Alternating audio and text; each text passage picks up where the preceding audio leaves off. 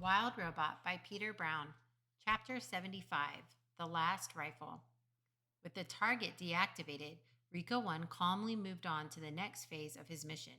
He limped through the gravesite and began collecting every single robot part.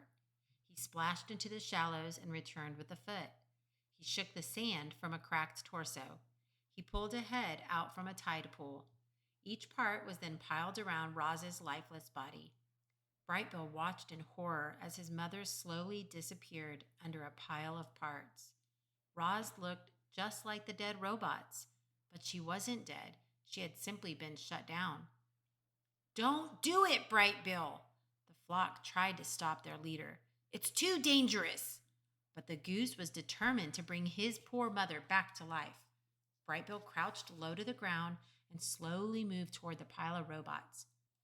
And when Rico 1 limped away to collect another part, Brightbill sprinted over the rocks, pushed past arms and legs, and squeezed into the pile. Click!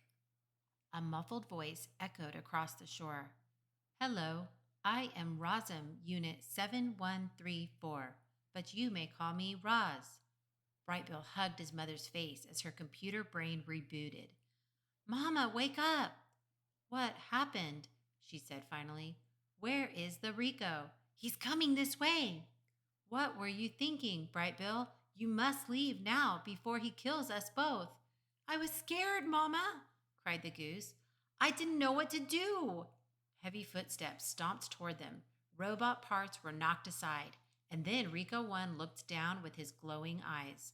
Brightbill tried to squirm away, but thick fingers locked around him like a cage. "Mama, help!" cried Brightbill as he was pulled up from the pile. "Please do not hurt my son," begged Roz. "He is harmless." Rico 1 paid no attention to Roz. He just held up the goose in his giant hand, ready to crush the life out of him. Mist swirled in the breeze. Waves sloshed against the rocks. Seagulls circled above. No, not seagulls, vultures. And one of them clutched something silver in his talons. The vultures spiraled down, and Rico 3's rifle clattered onto the shore. Geese and otters quickly surrounded the rifle. They squawked and squeaked and fumbled with the weapon, trying to aim the clunky thing. The hunter was confused. How had those animals gotten a rifle, and could they possibly know how to fire it? They did know. The geese had seen a trigger pressed before. A beam of light briefly flashed through the gloom. At first, it seemed as if nothing had happened, but a moment later, Rico 1's chest began glowing a brilliant orange, and then it was melting and oozing down his front, and soon there was a wide, gaping hole in the middle of his torso. His hand suddenly unclenched, and Brightbill fluttered away. Seawater sprayed over the gravesite, and steam hissed up from the Rico's scorching hot guts.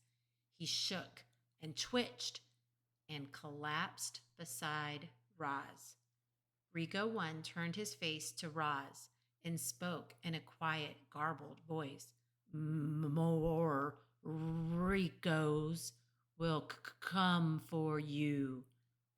And if you destroy them, still more will come. The makers will not rest until all missing robots have been retrieved." When will they come?" said Roz. "How long do we have?" "You can still be fixed, Roz. Go to the airship, but bring all of the robot parts with you. The ship knows what to do." His voice went silent. His eyes went dark. Rico 1 was dead.